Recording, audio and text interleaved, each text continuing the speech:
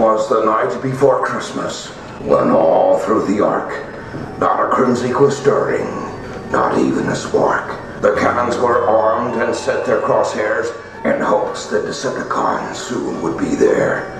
The Dinobots were nestled all snug in their cave, while visions of sugar plums danced in their small brains.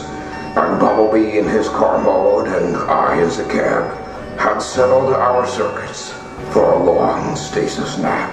When outside of the base there arose such a clatter, I transformed to a robot to see what was the matter. Away to Teletran I flew like a flash, opened the view screen, and typed on the dash. The moon on the breast of the volcanic valley showed no signs of life out about in the alley, when what to my wondering optical sensors I see but an evil Khan and his crew, and even Starscream. With a little old smirk, so cruel and so slick, I knew in a moment it wasn't Saint Nick. More rapid than eagles his army they came, and he whistled and shouted and called them by name.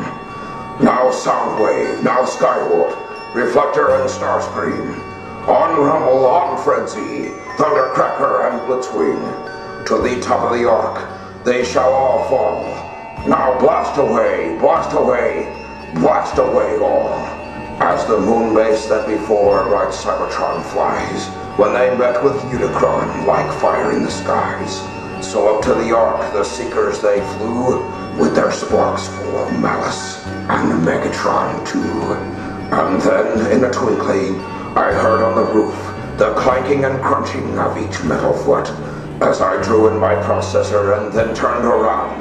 Down the ventilation shaft, Megatron came with a bound. He was dressed all in metal from his head to his foot, and his chassis was tarnished with ashes and soot. A fusion cannon he had mounted up on his arm, and he looked like a jerkwad about to cause harm.